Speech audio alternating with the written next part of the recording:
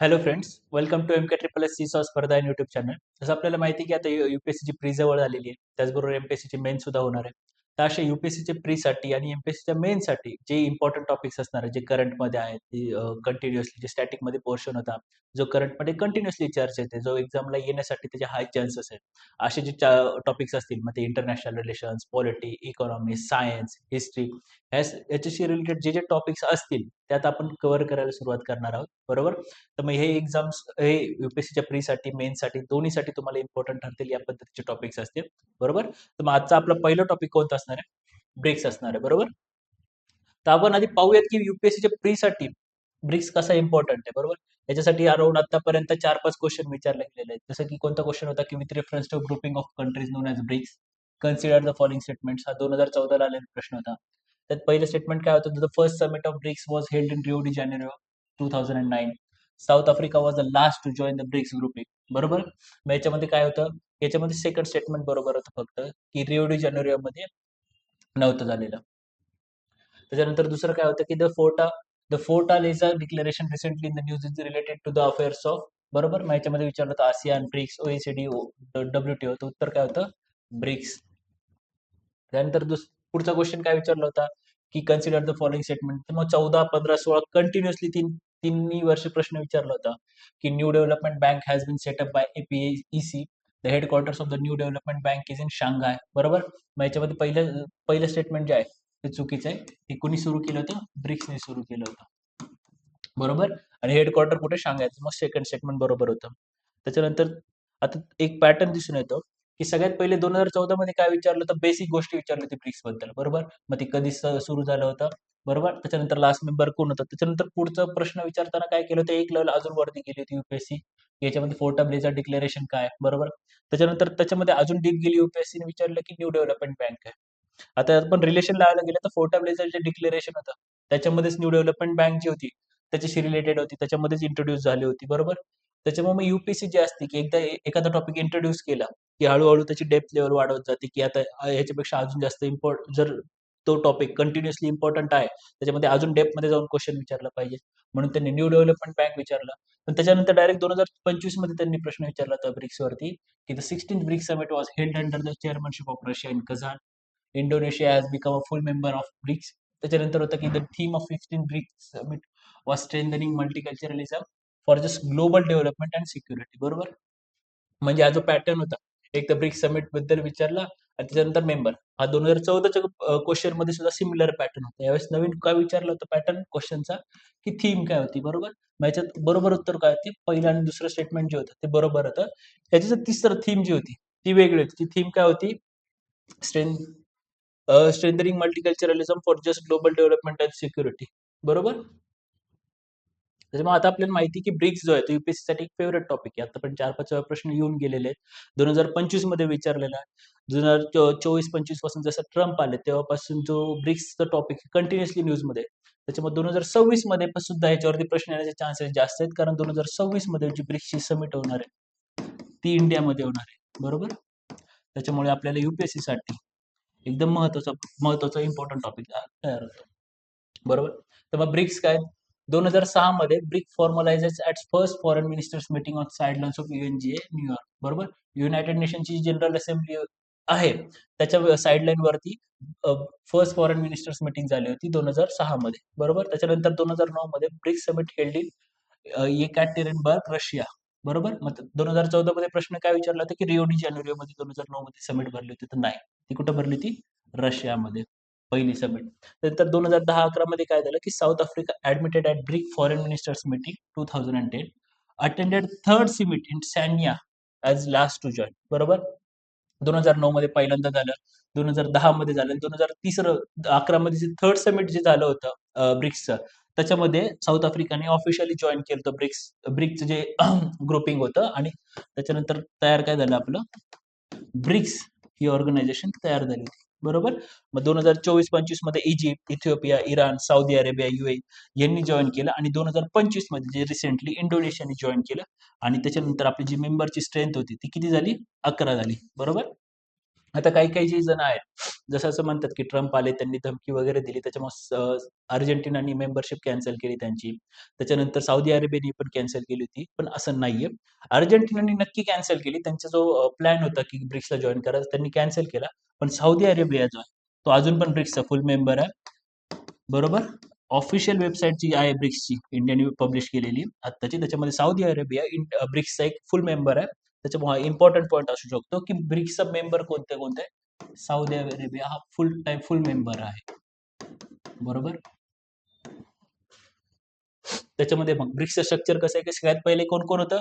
Brazil, China, Russia, India हे founding members होते 2009 मध्ये. 2010 मध्ये साऊथ आफ्रिका जॉईन झालं. त्याच्यानंतर काय तयार झालं, ब्रिक्स तयार झालं. बरोबर. करंटली मग फुल टाइम मेंबर्स कोणते कोणते आहेत अजून. इजिप्त आहे, इराण, इथिओपिया, इंडोनेशिया, बरोबर, युएई. बरोबर. हे झाले फुल टाइम मेंबर्स. त्याच्यानंतर अजून पार्टनर कंट्रीज पण आहेत ब्रिक्सच्या. ते कोणते कोणते आहेत. Uzbekistan, Uganda, Malaysia, Thailand, Belarus, Bolivia, Cuba, Kazakhstan. बरोबर.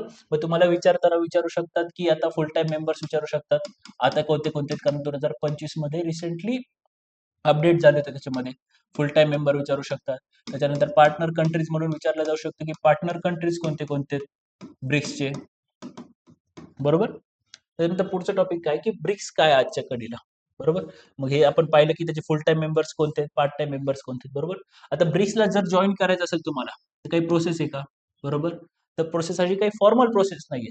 जर नवीन मेंबरला कोणाला जॉईन व्हायचं असेल तर फक्त एकच कंडिशन आहे की युनानिमसली ती अप्रूव्ह झाली पाहिजे एक्झिस्टिंग मेंबर्सद्वारे. बरोबर. मग एक्झिस्टिंग जे मेंबर्स असतील ब्रिक्स मधले, ते सगळ्यांनी जर होकार दिला तरच तो नवीन मेंबर त्या ग्रुपिंगमध्ये ऍड केला जाऊ शकतो. जर कोणाचाही जर होकार नसेल एखाद्या कंट्रीचा, तर ते ऍड होऊ शकत नाही. अशी सेम सिस्टीम आपल्याला कुठे पाहायला भेटते, नेटोमध्ये सुद्धा पाहायला भेटते. जोपर्यंत सगळे एक्झिस्टिंग मेंबर्स, जर 30 अराउंड मेंबर्स होते. बरोबर. त्याच्यामुळे फिनलँड वगैरे यांना जेव्हा ऍड करायची वेळ आली होती, तेव्हा तुर्की जो होता, टर्कीचा देश होता, त्यांनी नकार दिला होता. बरोबर. त्याच्यामुळे जोपर्यंत टर्की सुद्धा हो म्हणत नाही, तोपर्यंत त्यांची जी एंट्री होती ती थांबलेली होती. बरोबर. त्याच्यामुळे सेम कंडिशन आपल्याला नेटोमध्ये सुद्धा दिसते आणि ब्रिक्समध्ये सुद्धा दिसते की जोपर्यंत युनानिमसली सगळे मेंबर्स, एक्झिस्टिंग मेंबर्स हो म्हणत नाहीत, अप्रूव्ह करत नाहीत, तोपर्यंत नवीन मेंबर त्याला जॉईन नाही करू शकत. बरोबर. मग जो एक्झिस्टिंग जो फाउंडिंग ग्रुप होता त्याला ब्रिक्स म्हणतो, आणि नवीन जे तयार झाले होते, नवीन मेंबर्स ऍड झाल्यानंतर त्याला इनफॉर्मली आपण ब्रिक्स प्लस असं सुद्धा म्हणतो. बरोबर. मग आता ह्याचे 3 कोर पिलर्स कोणते आहेत ब्रिक्सचे. Political and security cooperation, economy and finance, cultural and people to people exchanges. बरोबर. ब्रिक्सचं मेजरली किंवा फाउंडिंग प्रिन्सिपल काय, की कसं होतं की G7 नावाचं एक ग्रुपिंग आहे. त्याच्यानंतर G20 नावाची एक ग्रुपिंग आहे. बरोबर. आता याच्यामध्ये कसं होतं की मेजरली G20 मध्ये कसं होतं की वर्ल्डचे जे टॉप 20 इकॉनॉमीज आहेत. बरोबर. त्यांची ती ग्रुपिंग आहे. म्हणजे एक काइंड ऑफ डेव्हलप आणि डेव्हलपिंग कंट्री सारख्या झाल्या, इंडिया वगैरे सारखे, ज्यांची चांगली जीडीपी मोठ्या प्रमाणात आहे वगैरे, त्याच्यामुळे रिच कंट्रीज झाल्या एक प्रकारे. बरोबर. ते झाले. त्याच्यानंतर G7 ज्या कंट्री झाल्या त्याच्यामध्ये USA झाल्या, युरोपमधल्या काही कंट्रीज आहेत. त्या रिच कंट्रीज आहेत, डेव्हलप कंट्रीज आहेत, त्यांची ती ग्रुपिंग आहे. बरोबर. त्याच्यामुळे मग ते त्यांच्या हिशोबाने सगळे निर्णय घेतात. त्यांच्या हिशोबाने जे त्यांना चॅलेंजेस असतील, त्याच्यावरती कशी मात करायला पाहिजे यासाठी ते डिसिजन घेतात. बरोबर. पण अंडर डेव्हलप झालं. बरोबर. त्याच्यानंतर लेस डेव्हलप, मग त्याच्यामध्ये झालं की आफ्रिकन कंट्रीज झाल्या. मग आपण जे टर्म्स वापरतो की ग्लोबल साऊथ, ग्लोबल नॉर्थ आणि ग्लोबल साऊथला आपण डिवाइड करतो economy wise, purchasing power parity या वाईज. बरोबर. मग जे ग्लोबल साऊथ मधल्या कंट्रीज आहेत, जे लेस डेव्हलप आहेत, तेवढे प्रगत नाही आहेत, अशा ज्या कंट्रीज आहेत त्यांच्यासाठी असा कोणता फोरम नव्हता. बरोबर. जे युनानिमसली त्यांचा आवाज मांडू शकतील, काही डिसिजन घेऊ शकतील, एक कॉमन प्लॅटफॉर्म नव्हता ज्याच्यावरती येऊन ते त्यांच्या समोरचे जे चॅलेंजेस असतील डेव्हलपमेंट रिलेटेड, बाकीच्या गोष्टी रिलेटेड, जेणेकरून डेव्हलप जे नेशन असतील ते त्यांच्यावरती काही डिसिजन लादणार नाहीत, यासाठी असा कोणताही एक कॉमन प्लॅटफॉर्म नव्हता. तो कॉमन प्लॅटफॉर्म तयार करण्यासाठी हे जे देश होते, ब्राझील, रशिया, इंडिया, चायना आणि त्यानंतर साऊथ आफ्रिका, हे एकत्र आले आणि त्यांनी ब्रिक्स नावाचा एक ग्रुप फॉर्म केला होता. बरोबर. त्याच्यामुळं ब्रिक्सचा जो मेजर रोल आहे तो ग्लोबल साऊथला एक व्हॉइस देण्यासाठी,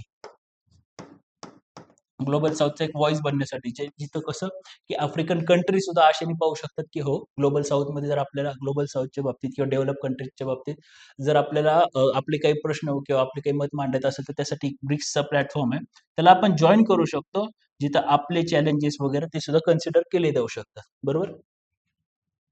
तर ब्रिक्सचं वेट ब्रिक्सचं महत्व काय? ब्रिक्सचे जे ग्रुपिंग आहे त्याच्यामध्ये जे कंट्रीज आहेत ते 49.5% ऑफ वर्ल्ड पॉप्युलेशन आहे. जसं आपल्याला माहिती आहे चायनाची आणि इंडियाची पॉप्युलेशन जरी मिळून केली तरी ऑलमोस्ट वर्ल्डच्या हाफ पर्यंत जाते. बाकीच्या कंट्रीची मिळून ऑलमोस्ट 50% ऑफ पॉप्युलेशन जी आहे वर्ल्डची ती ब्रिक्सच्या ग्रुपच्या अंडर येते. त्याच्यानंतर वर्ल्डची 40% जीडीपी जी आहे ती ब्रिक्सच्या ग्रुपच्या अंडर येते. जगामध्ये जेवढा ट्रेड चालतो त्यातला 26% हा फक्त ब्रिक्स कंट्रीजमध्ये चालला जातो. बरोबर? त्याच्यामुळे BRICS serves as a platform for consultation and cooperation on contemporary issues of global and regional significance including political, economic and governance matters. बरोबर? या सगळ्या मॅटर्सवरती डिस्कशनसाठी वगैरे एक इम्पॉर्टंट प्लॅटफॉर्म म्हणून ब्रिक्स काम करतो. बरोबर? मग ब्रिक्सनी काही-काही अचीव्हमेंट्स आहेत. त्यातली काही-काही गोष्टी कशा की पहिली कोणती की न्यू डेव्हलपमेंट बँक. बरोबर? अशीच एक स्ट्रक्चर आहे वर्ल्ड लेव्हलवरती जसं की IMF झालं, वर्ल्ड बँक झालं.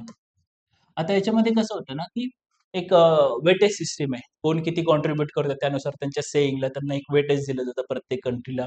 मग याच्यामध्ये डेव्हलप कंट्रीजचा जो रोल असतो तो जास्त असतो. कारण USA झालं, युरोपियन कंट्रीज झालं. ह्या ज्या कंट्रीज असतात ते जास्तीत जास्त कॉन्ट्रिब्यूट करतात IMF आणि वर्ल्ड बँकमध्ये. त्याच्यामुळे त्यांचं जे वेटेज असतं ते जास्त असणार. त्याच्यामुळे त्यांच्या हिशोबाने निर्णय घेण्याचे प्रमाण जास्त असतं. बरोबर? मग ह्या ज्या गोष्टीला आहे, ह्या जो लूप होल आहे IMF आणि वर्ल्ड बँकला, याला काउंटर म्हणून ब्रिक्स कंट्रीजनी न्यू डेव्हलपमेंट बँक फॉर्म केली होती. बरोबर? मग ती कधी केली होती की 2014 मध्ये at 6th BRICS summit Fortaleza, Brazil. बरोबर? आता हा प्रश्न आपल्याला विचारला होता की फोर्टालेझा हे कशाशी रिलेटेड आहे फोर्टालेझा डिक्लेरेशन? तर ते न्यू डेव्हलपमेंट बँक ब्रिक्सशी रिलेटेड आहे. बरोबर? तर 2014 मध्ये 6th ब्रिक्स समिटमध्ये कॉन्स्टिट्यूट केलं होतं. ते कधीपासून ऑपरेशनल झालं होतं? 2015 पासून त्याचं ऑपरेशनल सुरू झालं होतं. आता त्याचा हेडक्वार्टर कुठे आहे? शांघाय, चायनामध्ये. हा सुद्धा एक इम्पॉर्टंट पॉइंट आहे. ह्याचे फर्स्ट प्रेसिडेंट कोण होते? फर्स्ट प्रेसिडेंट जे होते केव्ही कामत, इंडियन होते. बरोबर? त्याच्यानंतर करंट प्रेसिडेंट कोण आहे? Dilma Rousseff, Brazilian. Brazilian president currently rule करतात. आता याचं कॅपिटल स्ट्रक्चर कसं होतं की हे जे फाउंडिंग मेंबर्स होते त्यांनी काय केलं ना $100 बिलियन, $20 बिलियन इच. बरोबर? त्यांनी एकत्र केले आणि $100 बिलियन कॉर्पस तयार केला होता. बरोबर? त्याच्यानंतर each founding member holds equal voting rights 20% each. जसं आपण म्हणलं की एक IMF वगैरे मध्ये कसं होतं की वेटेज सिस्टम चालते. जी कंट्री जास्त कॉन्ट्रिब्यूट करेल त्याला जास्त वेटेज असेल. बरोबर? त्याचं जास्त वोटिंग राईट वगैरे असेल. पण जसं न्यू डेव्हलपमेंट बँकमध्ये प्रत्येक कंट्रीने इक्वली कॉन्ट्रिब्यूट केलं त्याच्यामुळे प्रत्येक कंट्रीला एक इक्वल वोटिंग राईट्स आहे. बरोबर? पण त्याचबरोबर ब्रिक्समध्ये जर एंट्री घ्यायची असेल तर त्याची प्रोसेस वेगळी आणि NDB मध्ये घ्यायचं असेल तर त्याची सुद्धा वेगळी. बरोबर? त्याच्यामुळे प्रत्येक कंट्रीची ब्रिक्सचा भाग आहे. ती NDBचा भाग असेलच असं नाहीये. दुसरी गोष्ट म्हणजे की जी आहे न्यू मेंबर्स जे आहेत न्यू डेव्हलपमेंट बँकला जॉइन करू शकतात का? तर नक्की करू शकतात. पण त्याच्यासाठी एक अट काय आहे, की ब्रिक्सचे जे फाउंडिंग मेंबर्स आहेत त्यांच्याकडे कमीत कमी 55% ऑफ वोटिंग पॉवर असायलाच पाहिजे. मग कितीही मेंबर जॉइन झाले तर ही जी 55% ची वोटिंग पॉवर आहे ती एक्झिस्टिंग मेंबरकडे राहिलीच पाहिजे. ही त्याची अट आहे. बरोबर? मग त्याच्यामध्ये न्यू मेंबर्स कोणते कोणते जॉइन झाले? बांगलादेश आणि UAE जॉइन झाले 2021 मध्ये. त्याच्यानंतर इजिप्त 2023 मध्ये, अल्जेरिया 2025 मध्ये. आता इथे एक प्रीचा पॉइंट तयार होतो, की जसं आपल्याला माहिती आहे, की बांगलादेश आणि अल्जेरिया हे फुल टाईम मेंबर्स आहेत का याचे ब्रिक्सचे? नाही. त्याच्यानंतर बांगलादेश आणि अल्जेरिया पार्टनर कंट्रीज तरी आहेत का? नाही. पण ती न्यू डेव्हलपमेंट बँकचे मेंबर्स आहेत का? तर आहेत. त्याच्यामुळे इथं विचारलं जाऊ शकतं, की न्यू डेव्हलपमेंट बँकमध्ये अ, बांगलादेश आणि अल्जेरिया आहेत की नाहीत. मग आपल्याला ब्रिक्सच्या मेंबरशिपवरून जर आपण डिसाईड करायला गेलो तर आपण नाही म्हणू शकतो. न्यू डेव्हलपमेंट बँकचा भाग आहेत दोन्ही पण. बरोबर? तर न्यू डेव्हलपमेंट बँकचे ऑब्जेक्टिव्ह आणि की फीचर्स काय? सगळ्यात पहिले काय ते इन्फ्रास्ट्रक्चर फायनान्स. बरोबर? मग फायनान्स, इन्फ्रास्ट्रक्चर आणि सस्टेनेबल डेव्हलपमेंटचे प्रोजेक्ट्स असतील. ह्याच्याशी रिलेटेड जे प्रोजेक्ट्स असतील इमर्जिंग इकॉनॉमीज मधले म्हणजे समजा इंडिया, साऊथ आफ्रिका किंवा अजून कोणते इमर्जिंग इकॉनॉमीज असतील. तिथल्या सस्टेनेबल डेव्हलपमेंट आणि इन्फ्रास्ट्रक्चर प्रोजेक्ट्सला फायनान्स करण्यासाठी न्यू डेव्हलपमेंट बँक काम करते. त्याच्यानंतर साऊथ अँड साऊथ कॉर्पोरेशन जसं आपण म्हणलं की साऊथ मधली जी कंट्रीज आहेत ग्लोबल साऊथ मधल्या त्यांना फायनान्स करण्यासाठी जे अंडर डेव्हलप वगैरे कंट्रीज त्यांचा वोटिंग शेअर तेवढा जास्त असणार नाही IMF वर्ल्ड बँकमध्ये त्याच्यामुळे त्यांना भेटणार नाही किंवा कमी प्रमाणात भेटेल. मग त्याचबरोबर फक्त चॅलेंज म्हणून नाही IMF ला पण त्याचबरोबर IMF आणि वर्ल्ड बँकला कॉम्प्लिमेंट म्हणून आणि ग्लोबल साऊथ साऊथ कॉर्पोरेशन आहे त्याला वाढवण्यासाठी सुद्धा NDB काम करतं. त्याचबरोबर जे रिन्युएबल एनर्जी प्रोजेक्ट्स असतात, क्लायमेट रेझिलियंट प्रोजेक्ट असतात, त्यांना सुद्धा फायनान्स करण्याचं काम न्यू डेव्हलपमेंट बँक करतो. आता दुसरी एक महत्वाची गोष्ट कोणती, की लोकल करन्सी लेंडिंग. ही जी लेंडिंग केली जाते बरोबर, हे जे फायनान्सिंग केली जातं न्यू डेव्हलपमेंट बँक कडून, ती जी लेंडिंग आहे ती मेजरली जी लोकल करन्सीज आहेत. लोकल करन्सीज म्हणजे कोणती? जी ब्रिक्स कंट्रीचे जे करन्सीज आहेत. मग इंडियाची झाली रुपीज, चायनाची युआन झाली, रशियाची रुबल यांच्या थ्रू केली जाते. इथं यूएस डॉलरवरचा जो डिपेंडन्स आहे तो कमी केला जातो. बरोबर? आता ही एक महत्वाची गोष्ट कशी होती, की ह्या ज्या काही गोष्टी आहेत न्यू डेव्हलपमेंट बँक मधल्या, ब्रिक्स मधल्या, याच्यामुळे यूएस जो आहे, या गोष्टीला कसं पाहतो, की ब्रिक्स कंट्रीज हे डॉलरच्या अगेन्स्ट आहेत. त्यांना डॉलरायझेशन करायचंय. त्यांना पुढे जाऊन ब्रिक्स करन्सी आणायची आहे. बरोबर. मग ब्रिक्सला कधी-कधी काय म्हणतात, की याच गोष्टींमुळे ब्रिक्सला अँटी वेस्ट, अँटी यूएस असं सुद्धा कन्सिडर केलं जातं. बरोबर. ब्रिक्स करन्सी जी ते अँटी वेस्ट आहे. त्यांना यूएसएला किंवा डॉलरायझेशन करायचंय. डॉलरचं डॉमिनन्स त्यांना हटवायचंय. यूएसएचं डॉमिनन्स त्यांना हटवायचंय. असं त्याच्यावरती म्हणलं जातं बरोबर. पण याच्यावरती आपल्याला माहित पाहिजे, की ऑफिशियल स्टान्स इंडियाचा काय, ब्रिक्सचा काय. इंडियाचा ऑफिशियल स्टान्स आहे, की डॉलरायझेशनसाठी इंडिया कोणतेही प्रयत्न करत नाहीये. ब्रिक्स करन्सी बाबत इंडिया सिरियस नाहीये किंवा तसा कोणता प्रपोजल सुद्धा नाहीये. हा, कॉमन प्लॅटफॉर्म जे असेल एक्सचेंज वगैरेसाठी, पेमेंटसाठी त्याबाबत काम करणं वेगळं आणि ब्रिक्स करन्सी, डॉलरायझेशन ह्याच्यासाठी काम करणं वेगळं. सो इंडिया ब्रिक्स करन्सी किंवा डॉलरायझेशनसाठी कोणताही प्रयत्न करत नाही. का नाही करत? कारण आपल्याला माहिती की यूएस जो आहे तो इंडियाचा लार्जेस्ट ट्रेडिंग पार्टनर आहे. बरोबर. मग अशा वेळेस त्याचबरोबर ट्रेडिंग पार्टनर पण आहे. त्याचबरोबर सगळ्यात जास्त जो आपल्याकडे एफडीआय येतो, तो सुद्धा यूएस सारख्या कंट्रीज मधून येतो. टेक्नॉलॉजी ट्रान्सफर झाली, त्याच्यानंतर पीपल टू पीपल कनेक्ट जो झालं, इंडिया टू यूएस मध्ये जरा जास्त आहे, इंडिया वेस्टर्न कंट्रीज मध्ये जास्त आहे. मग अशा कंडिशन मध्ये इंडिया अफोर्ड नाही करू शकत की यूएसशी यूएस बरोबर जे आहेत रिलेशन खराब करून घ्यावेत इकॉनॉमिकली, फायनान्शियली. बरोबर. इंडिया आणि यूएस जसं म्हणलं जातं की 21st सेंचुरी मधली सगळ्यात मोठी जी असेल ती पार्टनरशिप असणार आहे.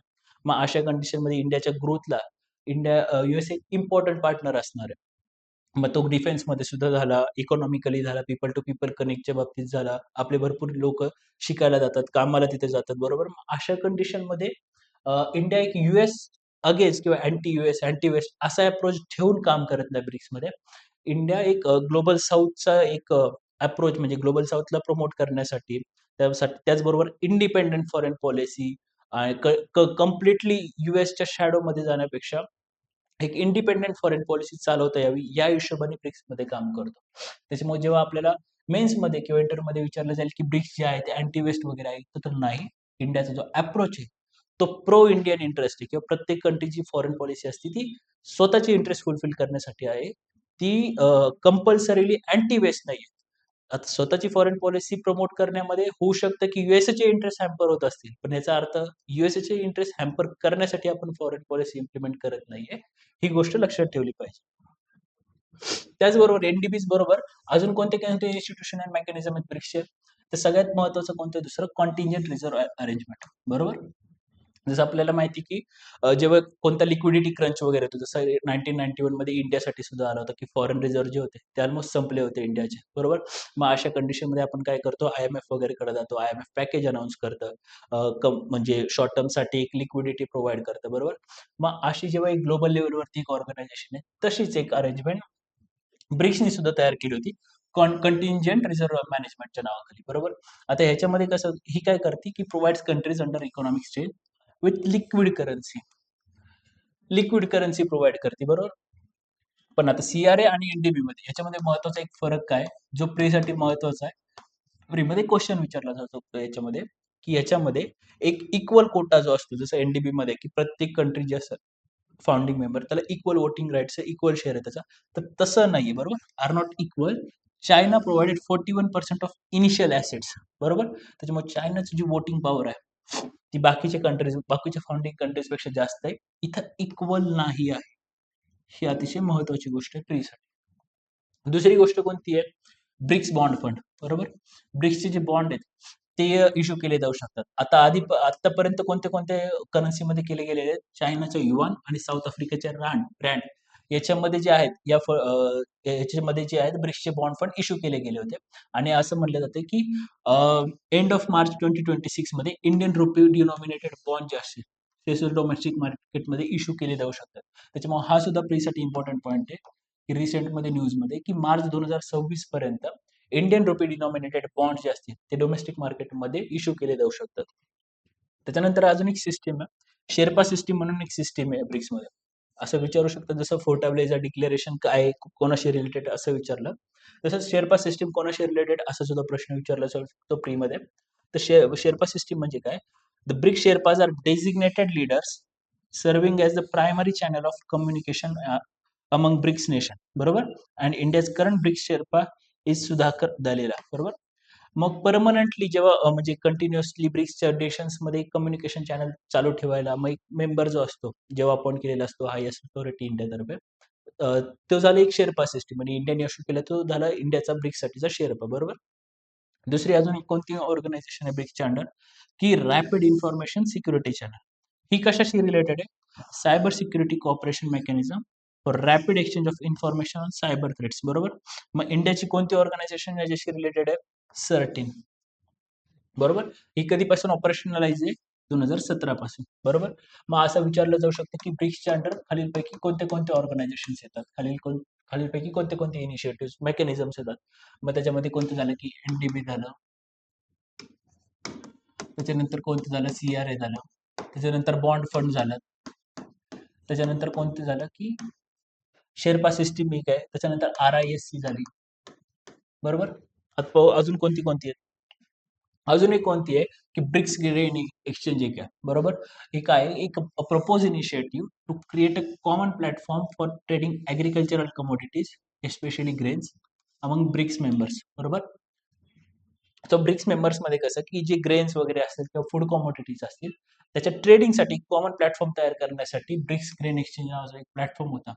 त्याचं डिस्कशन चालू आहे की असं आपण एक तयार केलं पाहिजे. आता हे का तयार केलं होतं की जसं आपल्याला माहिती की रशिया आणि युक्रेनमध्ये जेव्हा कॉन्फ्लिक्ट तयार झालं तर त्याच्यानंतर व्हीट आणि फर्टिलायझर जो सप्लाय होता तो मोठ्या प्रमाणात डिस्टर्ब झाला होता. युक्रेन जो आहे तो खूप मोठ्या प्रमाणात व्हीट प्रोड्यूस करतो. तो जे असं bread and basket of Europe असं म्हटलं जातं युक्रेनला. रशिया सुद्धा मोठ्या प्रमाणात करतो. रशिया खूप मोठ्या प्रमाणावर फर्टिलायझरचं प्रोडक्शन करतो. इंडिया हेवीली रिलायंट होतं रशियावरती. पण जेव्हा रशिया आणि युक्रेनचं कॉन्फ्लिक्ट सुरू झालं त्याच्यानंतर काय झालं की रशियावरती सँक्शन्स लागले. बरं इंडियावरती काही कन्स्ट्रेंट्स आले की रशियाकडून तेवढ्या मोठ्या प्रमाणात आपण फर्टिलायझर नाही घेऊ शकत किंवा त्यांना सुद्धा तेवढी गरज होती. त्याच्यामुळे काय होतं की अशा वेळेस फूड इन्फ्लेशन वाढतं, बरोबर. त्याच्यामुळे ओव्हरऑल फूड इन्फ्लेशन वाढलं की जी लोकल पॉप्युलेशन असते त्या त्या कंट्रीची त्यांना सगळं मोठ्या प्रमाणात अफेक्ट होतं.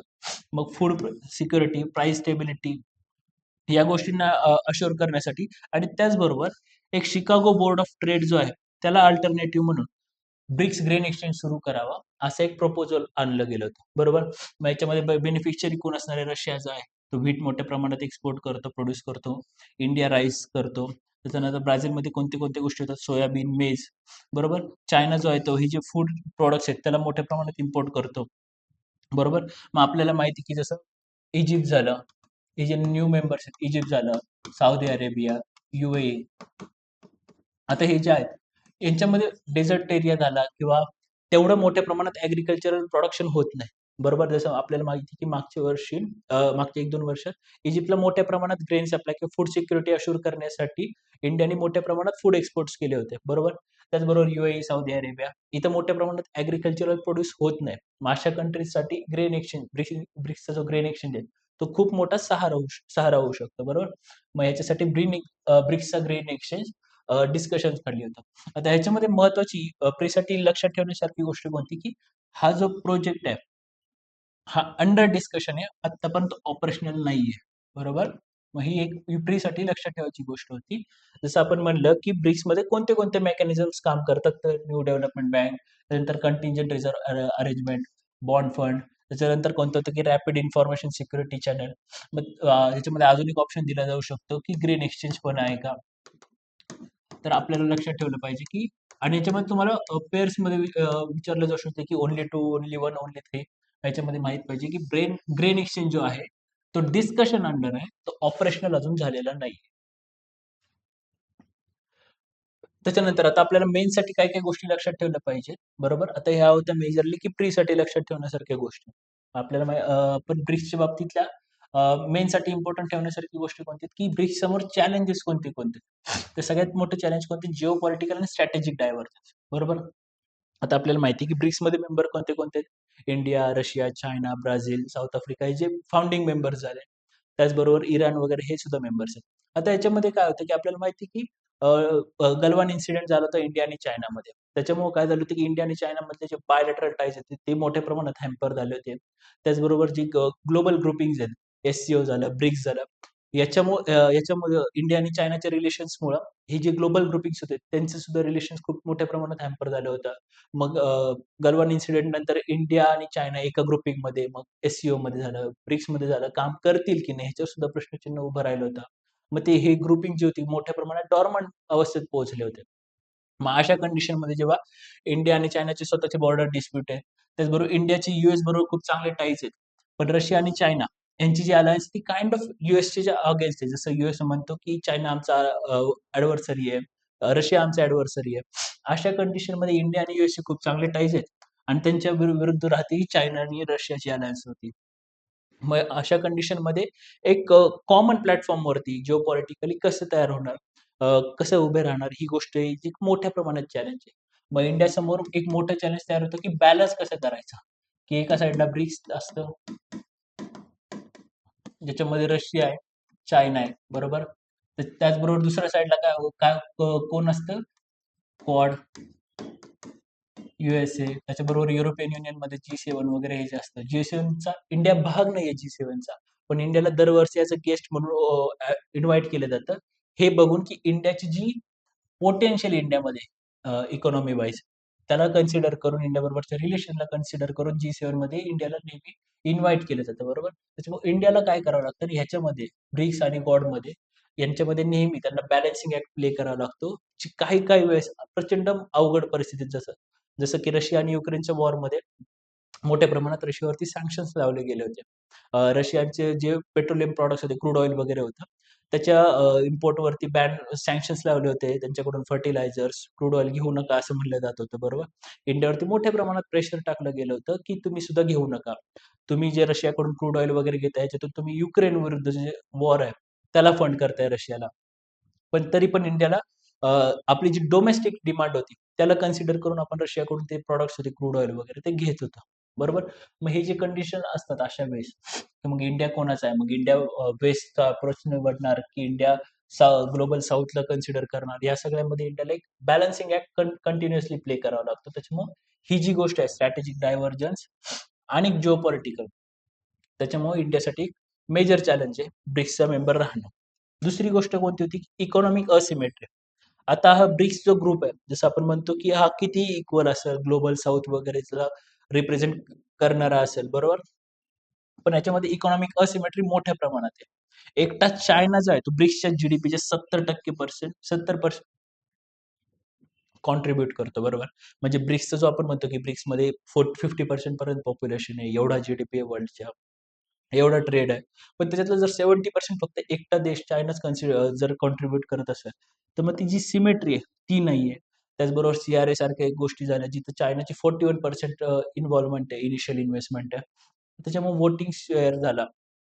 तो जो आहे तो इक्वल नाहीये. मग बऱ्याच वेळा असं म्हटलं जातं, जसं NATO झालं किंवा यूएनच्या ज्या ऑर्गनायझेशन झाल्या, बरोबर? त्या जे झाल्या ते यूएस लेड आहेत, बरोबर? यूएस त्यांना लीड करतो. त्याचबरोबर मग यूएसला काउंटर करण्यासाठी यूएसला काउंटर करायला कोण उभं आहे सध्या? चायना. मग चायना त्यासाठी काय करतो? एस-सी-ओ झाल्या, ब्रिक्स झाल्या. अशा ऑर्गनायझेशन ज्या आहेत चायना त्यांना फंड करतो, त्यांना उभं करतो, जेणेकरून चायना जी आहे, ती याला पॅरलल सिस्टम तयार करून यूएसला चॅलेंज करू शकेल आणि जी नवीन ग्लोबल सुपर पॉवर आहे, त्यासाठी उभं राहील, बरोबर? मग अशा कंडिशनमध्ये जी इकॉनॉमिक असिमेट्री आहे, त्याच्यामुळे जे इम्बॅलन्स तयार होतो इन्फ्लुअन्समध्ये, डिसिजन मेकिंगमध्ये, तो एक मेजर चॅलेंज आहे, बरोबर? मग आपण जे म्हणतो, की ग्लोबल साउथमध्ये आपण प्रत्येकाला एक व्हॉईस प्रेझेंट करून देऊ ब्रिक्समध्ये. तो तेवढा खरंच होतो का? हा प्रश्न उभा होतो. त्याच्यानंतर दुसरी गोष्ट कोणती, की एक्सटर्नल कोअर्शन अँड डिडॉलरायझेशन गॅप, बरोबर? जसं आपण म्हणलं, की काही-काही गोष्टीमध्ये जसं डोमेस्टिक बॉन्ड्स जे झाले, की डोमेस्टिक ते इंडिया झालं, चायना, त्याच्यानंतर सॉरी साऊथ आफ्रिका यांच्या करन्सीमध्ये डिनॉमिनेटेड बॉन्ड्स तयार करणं झालं. एन-डी-बी न्यू डेव्हलपमेंट बँकमधून जी फंडिंग असते, ती आपण जी प्रोव्हाईड करतो, ती आपण लोकल करन्सीमधून करतो. याच्यामुळं काय समजलं जातं, की इंडिया किंवा ब्रिक्स जे आहे, ते डी-डॉलरायझेशनला प्रमोट करतंय, अँटी वेस्ट आहे. अशा कंडिशनमध्ये काय होतं की US जो आहे तो कंटिन्युअसली प्रेशर करतो. मग जसं डोनाल्ड ट्रम्प येताना जेव्हा परत पॉवरमध्ये आले होते, तेव्हा ते काय म्हणले होते की ब्रिक्स जे आहेत, जे डॉलरायझेशनला प्रमोट करतात, त्यांच्यावर मी 100% टॅरिफ लावेल. त्याच्यानंतर परत काही ॲक्शन घेईल, असं घेईल, तसं घेईल. ह्याच्यामुळे युएसचा जो प्रेशर आहे, तो कंटिन्युअसली वाढत जातो. मग इंडियावरती आणि बाकीच्या गोष्टींवरती सुद्धा. याच्यामुळे काय होतं ना, की एक इंडियाचा जो बॅलन्सिंग ॲक्ट आहे, जसं आपण म्हटलं, की तो जास्त प्रॉब्लेमॅटिक होऊन जातो. मग आपण तेवढं ॲक्टिव्हली वेस्ट बरोबर तेवढं कोऑपरेट करणं प्रॉब्लेमॅटिक होतं. मग युरोपियन युनियन झालं, USA झालं, आपल्याला तेवढं कॉन्फिडेंटली पाहत नाही. तेवढं कॉन्फिडेंटली, तेवढं मोठं पार्टनरशिप आपण त्यांच्याबरोबर करू शकत नाही. त्याचबरोबर काय म्हणते होती expansion and cohesion trade off बरोबर. 2000 post 2024 expansion risk diluting focus creating sub blocs and slowing decision making बरोबर. जर आपल्याला माहिती की 2024 नंतर बरेच मेंबर जे आहेत ते ब्रिक्समध्ये ऍड झाले होते. Iran, Egypt, recently Indonesia. त्यांचं काय म्हणणं की याच्यामुळे काय होणार ना, जो फोकस आहे मेन ब्रिक्सचा तो डायल्यूट होऊ शकतो. सब ब्लॉक्स तयार होऊ शकतात त्याच्यामध्ये. मग त्याच्यामध्ये कोणता कोणता सब ब्लॉक्स म्हणतात, RIC म्हणतात. त्यानंतर साऊथ आफ्रिका वगैरे त्यांच्याबरोबरचा झाला. तर मग याच्यामुळे काय होणार आणि त्याचबरोबर काय होणार, की डिसिजन मेकिंग जी असणार आहे ब्रिक्सची, ती स्लो होऊ शकते. बरोबर. त्याच्यानंतर new development bank, contingency reserve arrangement जे आहे लिमिटेड आहेत. बरोबर. आपण जे ब्रिक्सने जे केलं होतं, की IMF आणि वर्ल्ड बँकला कॉम्प्लिमेंटरी आणि काइंड ऑफ ऑप्शनल ग्लोबल साऊथसाठी न्यू डेव्हलपमेंट बँक आणि कंटिंजन्सी रिझर्व्ह अरेंजमेंट जी सुरू केली होती, ती त्या लेव्हलला, त्या स्केलला अजूनपर्यंत पोहोचू शकत नाही. त्याचा स्केल जो आहे, तो अजून खूप जास्त लिमिटेड आहे. मग तो सुद्धा वाढवायला पाहिजे, जेणेकरून ब्रिक्सचा जो इन्फ्लुअन्स आहे, तो अजून वाढेल. बरोबर. त्याच्यामुळे त्या बाबतीत सुद्धा आपल्याला काम केलं पाहिजे. ते सुद्धा एक मेजर चॅलेंज आहे ब्रिक्स समोरचं. बरोबर. पण एवढं सर्व असून सुद्धा ब्रिक्सचं इंडियासाठी स्पेशल रेलेव्हन्स असणार आहे कायम. बरोबर. तर ते रेलेव्हन्स काय काय, कोणत्या कोणत्या बाबतीत आहेत रेलेव्हन्स? सगळ्यात महत्त्वाचं म्हणजे इकॉनॉमिक रेलेव्हन्स. इकॉनॉमिक रेलेव्हन्स काय? BRICS platform for economic convergence, NDB, CRA as alternatives to World Bank and IMF promotes local currency trade to strengthen the rupee. बरोबर. जसं आपण म्हणतो की 26% ऑफ वर्ल्ड ट्रेड जो आहे तो ब्रिक्स कंट्रीज मधून होतो. मग ती गोष्ट झाली. त्याच्यामुळे सुद्धा ती गोष्ट NDB, CRA, मग sustainable development projects, infrastructure projects याच्यासाठी फायनान्सिंग म्हणून, त्याचबरोबर लोकल करन्सीला प्रमोट केलं करण्यासाठी, जेणेकरून रुपी जो आहे तो अजून स्ट्रॉंग होऊ शकतो. यासाठी एक इकॉनॉमिक रेलेव्हन्स जे आहे ते इंडियासाठी आहे. त्याचबरोबर जिओ पॉलिटिकल बॅलन्सिंग. बरोबर. याच्यातून काय होतं की helps India maintain balance between Russia, China on one side and the USA on the other platform to resolve bilateral issues, especially इंडियाच्या. मग कधी-कधी कसं होतं, की USA जो आहे, तो एक सुपर पॉवरच्या दृष्टिकोनातून पाहतो. त्यांचं म्हणणं कसं होतं, की आम्ही जी फॉरेन पॉलिसी इम्प्लिमेंट करतो, त्याच पद्धतीची फॉरेन पॉलिसी त्यांच्या पार्टनर USA जो शब्द वापरतो मेजरली, की अलाइड कंट्रीजनी वापरला पाहिजे. पण इंडिया जी आहे, इंडियाची फॉरेन पॉलिसी, इंडियाचा नेहमी स्टार्टिंगपासूनचा स्टँड आहे, की इंडिया एक इंडिपेंडंट फॉरेन पॉलिसी इम्प्लिमेंट करणार. इंडिया कोणाचाही अलाय नाही. इंडिया ऑफिशियली अलाय ही टर्म वापरत नाही. इंडिया पार्टनर, स्ट्रॅटेजिक पार्टनर्स या टर्म्स वापरतो. तर इंडियाचे म्हणणे की आम्ही इंडिपेंडंट फॉरेन पॉलिसी वापरणार. नुसार किंवा कंप्लीटली नुसार, जसं पाकिस्तान वगैरे जे नेशन्स असतात, त्यानुसार आम्ही कंप्लीटली चालणार नाही. मग याच्यामुळे कसं होतं की चा जो असतो, त्याला असं वाटतं की तुम्हाला आमचं ऐकावंच लागणार. आपलं म्हणणं राहणार की आम्ही तुमचं नाही ऐकत. जर तुम्हाला आमच्याबरोबर इक्वल टर्म्सवरती पार्टनरशिप करायची असेल तर आपण करूयात. नसेल तर आमच्याकडे दुसरे सुद्धा ऑप्शन्स आहेत. अशा कंडिशनमध्ये रशिया, चायना बरोबरची जी ब्रिक्सची अरेंजमेंट आहे, आपल्यासाठी काउंटर बॅलन्स म्हणून काम करतं. ला काउंटर दाखवण्यासाठी, की जर तुम्ही इक्वल पार्टनरशिप करणार असेल तर ठीक, नंतर आमच्याकडे ब्रिक्सचं दुसरं ऑप्शन ओपन आहे. बरोबर. आणि त्याचबरोबर मग रशिया, चायनाला वगैरे काउंटर करण्यासाठी आपण क्वाडचा ऑप्शन सुद्धा ओपन ठेवलेला आहे. त्याच्यामुळे कधी-कधी जसं आपल्याला बॅलन्सिंग ॲक्ट प्रॉब्लेमॅटिक ठरतं, तसं हा बॅलन्सिंग जो आपण ठरवलं, की इंडियन फॉरेन पॉलिसीचा जो इंडिपेंडन्स तो मेंटेन ठेवण्यासाठी आपण जो बॅलन्सिंग ॲक्ट करतो, तो खूप महत्त्वाचा आहे. आणि ह्याच ॲक्टमुळे आपल्याला नेहमी फायदा होत आलाय. जसं रशिया युक्रेनचा मॅटर होता. ह्याच्यामध्ये युरोपचा खूप प्रेशर होता, USचा प्रेशर होता. पण इंडियाने इंडिपेंडंट फॉरेन पॉलिसी इम्प्लिमेंट करत रशियाकडून क्रूड ऑइल घेत राहिलं. जेणेकरून आपली जी डोमेस्टिक इन्फ्लेशन होतं, त्याला ते वाढलं नाही पाहिजे. बरोबर. अजून इम्पोर्टन्स काय आहे? Voice for developing nations. बरोबर. जसं आपण म्हणतो, की ब्रिक्सचं जे फॉर्मेशन होतं, ते यासाठी झालं होतं, की ग्लोबल साउथ मधले जे नेशन्स असतील, त्यांना एक कॉमन व्हॉइस जे असेल, तो प्रोव्हाईड केला जायला पाहिजे. बरोबर. त्याच्यानंतर पुढची काय की सायन्स अँड सायबर कॉपरेशन. मग याच्यामध्ये पॅन्डेमिक जसं आला होता कोरोनाचा, त्या गोष्टी झाल्या. Regional data network for astronomical and space data, cyber security वाया राईज अँड सर्ट, potential for coordinated pandemic response. याच्यासाठी सुद्धा इंडियाला रिलेव्हन्स आहे ब्रिक्सचा, बरोबर. त्याच्यानंतर अजून कोणत्या कोणत्या स्टेप्स घेतल्या पाहिजेत जेणेकरून ब्रिक्स अजून जास्त स्ट्रेंथ होईल. पहिली गोष्ट कोणती की फायनान्शियल डीपनिंग. मग फायनान्शियल जे रिलेशन्स आहेत ते अजून जास्त डीप केले पाहिजेत इंडिया ब्रिक्स कंट्रीजने एकमेकांबरोबरचे. मग त्याच्यामध्ये काय केलं पाहिजे, ऑपरेशनलाइज ब्रिक्स पे, एक कॉमन पेमेंट प्लॅटफॉर्म तयार केला पाहिजे. त्याच्यानंतर जे आपण NDB through local currency lending करतो त्याला अजून वाढवलं पाहिजे. जसं एनडीबी सीआरए यांचा जो स्केल आहे तो वाढवला पाहिजे, बरोबर. त्याच्यानंतर create green energy funds to reduce SWIFT and dollar dependence, बरोबर. आता त्याच्यामध्ये स्विफ्ट काय सिस्टीम आहे, एक इंटरनॅशनल बँकिंग सिस्टीम आहे, बरोबर. मग त्याच्यावरती डॉलरवरती डिपेंडन्स जो आहे तो कमी करण्यासाठी ग्रीन एनर्जी फंड्स तयार केले पाहिजे. दुसरी गोष्ट कोणती की ट्रेड इंटिग्रेशन केलं पाहिजे. ब्रिक्सचे जे कंट्रीज आहेत त्यांच्यामध्ये कॉमन मार्केट फ्रेमवर्क तयार केलं पाहिजे, ज्याच्यामध्ये tariff, rationalisation, mutual standards recognition या गोष्टी त्या या गोष्टी डिसाईड केल्या पाहिजेत आणि ज्याच्याने करून ट्रेडला मोठ्या प्रमाणात बूस्ट केला पाहिजे. मग त्याचबरोबर जसं आसियान झालं, युरोपियन युनियन झालं, एक कॉमन प्लॅटफॉर्म म्हणून, कॉमन मार्केट म्हणून जसं ऍक्ट करतात, बरोबर, त्याच पद्धतीने ब्रिक्सने सुद्धा ऍक्ट केलं पाहिजे, बरोबर. मग अशा काही कॉमन ज्या असतील टर्म्स कंडिशन त्या आपण तयार केल्या पाहिजेत, ज्याच्या बेसिसवरती आपण मेजरली मग आफ्रिकन युनियन झालं, आसियान कंट्रीज, युरोपियन युनियन यांच्याबरोबर ट्रेड अग्रीमेंट सुद्धा करू शकतो, बरोबर. याच्यातून काय होणार की एक ट्रस्ट बिल्डअप होऊ शकतो, ज्याच्यातून इंडिया चायनाचे जे बायलॅटरल टाईज मध्ये जे टेन्शन आहे ते सुद्धा सॉल्व्ह करायला मदत होऊ शकते. आणि जर इंडिया चायनाचे बायलॅटरल टाईज जर सॉर्ट होण्यामध्ये मदत झाली, इंडिया चायनाचे रिलेशन्स आहेत ते नॉर्मल झाले चांगल्या पद्धतीने, तर ब्रिक्सची जी ऑर्गनायझेशन ती मोठ्या प्रमाणात बूस्ट होऊ शकते, बरोबर. जे आता आपल्याला करंटली दिसतंय की इंडिया आणि चायनावरती मोठ्या प्रमाणात टॅरिफ लावले होते युएसए. त्यामुळं काय झालं होतं, की इंडिया आणि चायना दोघं परत एकत्र जवळ-जवळ यायला लागले होते, की यूएसए जर या पद्धतीने ॲक्ट करणार असेल, तर आपल्याला इंडिया आणि चायनाने अ, वेगवेगळं राहून चांगलं नाहीये. दोघांनी एकत्र येऊन काम केलं, तर यूएसएला एक काउंटर सुद्धा होऊ शकतं आणि स्वतःची जी ट्रेडिंग किंवा इकॉनॉमिकली जो लॉस होणार होता, तो सुद्धा भरून निघेल. त्याच्यामुळे आपल्याला माहिती की गलवान इन्सिडेंट नंतर जे डायरेक्ट फ्लाइट्स होत्या चायना बरोबरच्या, त्या बंद होत्या, पण त्या सुद्धा परत सुरू झाल्या. एफडीआय होतं, बऱ्याच सेक्टर्समध्ये चायनाला बॅन केलं होतं. आपण अलाऊ नव्हतो करत किंवा रिस्ट्रिक्टेड होतं. तर तो सुद्धा आपण बऱ्यापैकी तो लूजन अप केला, की चायनाने एफडीआय इंट्रोड्यूस केलं पाहिजे इंडियामध्ये. या सगळ्या गोष्टी होत्या. त्याच्यामुळे हे जे रिलेशन्स आहेत, त्याच्यामुळे ब्रिक्स जे आहे, ही ऑर्गनायझेशन बूस्ट झाली होती, बरोबर. मग ब्रिक्सला बूस्ट देण्यासाठी इंडिया आणि चायनाचे बायलॅटरल टाईज सुधारणं महत्त्वाचं आहे. त्यासाठी ते सुद्धा काम केलं पाहिजे.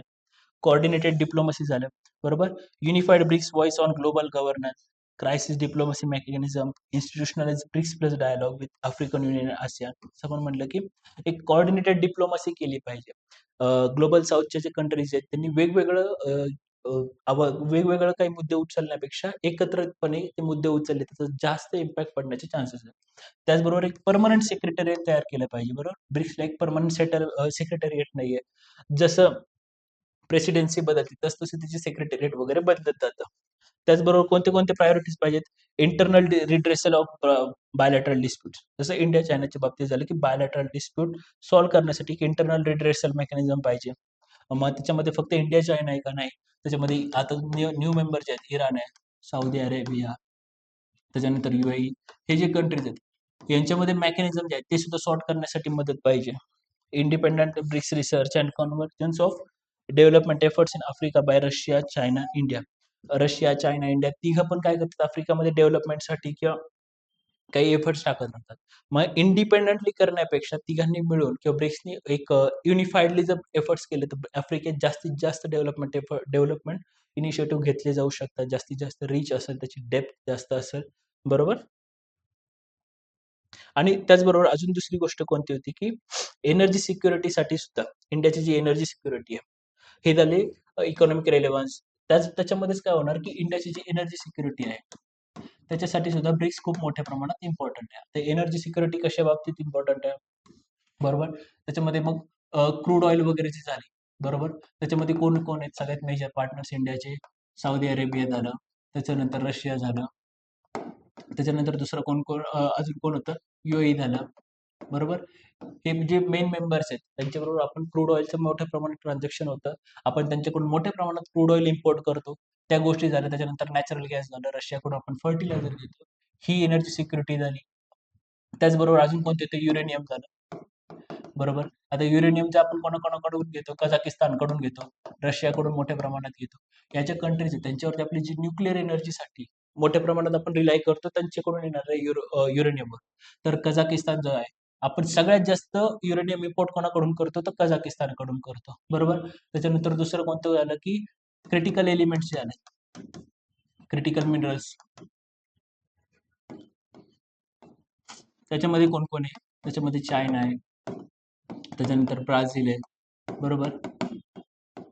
हे ज्या कंट्रीज आहेत त्यांच्याकडून क्रिटिकल मिनरल्स आपण मोठ्या प्रमाणात इम्पोर्ट करतो. मग याची एनर्जी सिक्युरिटी जी आहे इंडियाची, जेणेकरून इंडियाची इकॉनॉमी, ग्रोथ, डेव्हलपमेंट सगळे त्याच्यावरती डिपेंडंट आहे. ही एनर्जी सिक्युरिटी सुद्धा या एनर्जी सिक्युरिटीच्या दृष्टिकोनातून सुद्धा ब्रिक्स जो आहे तो खूप मोठ्या इंडियासाठी खूप महत्वाचा आहे. बरोबर. तर आपण जसं म्हणलं की 2026चा जो ब्रिक्स समिट आहे ती इंडियामध्ये होणार आहे. इंडिया चेअरमन आहे याचा. बरोबर. मग याच्यामध्ये इंडियाने थीम काय ठेवली आहे? Building for resilience, innovation, cooperation and sustainability. ही 2026च्या ब्रिक्स समिटची थीम असणार आहे. बरोबर. त्याच्यामुळे हा जो पॉइंट आहे तो ब्रिक्ससाठी अतिशय महत्वाचा आहे. बरोबर. आता ही जी चेअरमनशिप आहे इंडियाकडे ब्रिक्सची ती का पहिल्यांदा आली का? नाही. ही कितवी टाइम आहे? 4th time chairman India 4 time chair करते ब्रिक्सला. याच्या आधी कधी-कधी केलं होतं? 2012, 2016, 2021 आणि 2026 ही 4थी टाइम. बरोबर. याच्यामध्ये लोगो कोणता वापरलाय, की पेटल जो आपण लोटस पेटल जे आहे लोटसच्या फुलाचं त्याचा लोगो वापरला आपण ज्याच्यामध्ये 5 पाकळ्या असतील. बरोबर. जे रिप्रेझेंट काय करणार? ब्रिक्सचे जे फाउंडिंग मेंबर्स आहेत त्यांना रिप्रेझेंट करणार असणार आहे. मग काय? Petals radiate the vibrant colours of all BRICS member countries, highlighting collective strength and unity at the centre.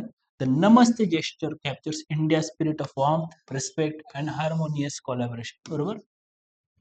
तर हा झाला त्याचा लोगो. बरोबर. मग आता प्रीसाठी कोणते-कोणते पॉइंट होते जसं आपण म्हणलं तसं, की ब्रिक्सचे जे समिट होत्या त्या कधी पहिली झाली, ती स्टार्टिंग कशी झाली, त्याचे मेंबर्सचे कोणते-कोणते आहेत. मग स्पेसिफिकली लक्षात ठेवायला Saudi Arabia full time member आहे ब्रिक्सचा. बरोबर. त्याच्यानंतर एन-डी-बी न्यू डेव्हलपमेंट बँक झाली. त्याच्याबद्दल 2दा क्वेशन विचारला गेलेला आहे प्रीमध्ये. बरोबर. मग एन-डी-बी आहे ती काय आहे? त्याच्यानंतर ती कधी सेटअप झाली, तिचं हेडक्वार्टर वगैरे त्या गोष्टी झाल्या. त्याचं इनिशियल कॅपिटल, न्यू मेंबर कोणते-कोणते आहेत? ते न्यू मेंबर ब्रिक्सचे सुद्धा पार्ट आहेत की नाही ह्या गोष्टी झाल्या. फोर्ट अब्लेजा डिक्लेरेशनचा क्वेश्चन विचारला होता. ते काय आहे? मग ते एन-डी-बीशी रिलेटेड आहे ती गोष्ट. जसं 16 फायनान्स कमिशन विथ 16 समिट जे झालं होतं त्याच्याबद्दल विचारलं होतं. इंडोनेशिया रिसेंटली जो मेंबर होता तो इंडोनेशिया होता. बरोबर. मग ब्रिक्स ग्रेन एक्सचेंज जे आहे ते काय आहे? ते ऑपरेशनलाइज नाही आहे. आता फक्त डिस्कशनमध्ये अजून प्रपोज्ड आहे. त्याचबरोबर अजून कोणती होती, की बॉन्ड जे होते इंडियन डिनॉमिनेटेड बॉन्ड असणार आहे, ते इश्यू होणार आहेत 2026च्या मार्चपर्यंत. या ज्या गोष्टी होत्या, त्या प्रीसाठी इम्पोर्टंट होत्या असं आपण पाहिलं. बरोबर. तर आज आपण काय-काय पाहिलं, की ब्रिक्स जो आहे एक इन्स्टिट्यूशन म्हणून आपण त्याला प्रीच्या अँगलनी, मेन्सच्या अँगलनी कम्प्लीटली आपण त्याला डिस्कस केलेलं आहे. बरोबर. तर अशाच काही-काही पॉइंट्स साठी अशाच काही जे आपण अजून करंटचे इम्पोर्टंट पॉइंट्स आपण डिस्कस करणार आहोत. बरोबर. तर अशाच पॉइंटसाठी पाहत राहा स्पर्धा YouTube. चालेल. थँक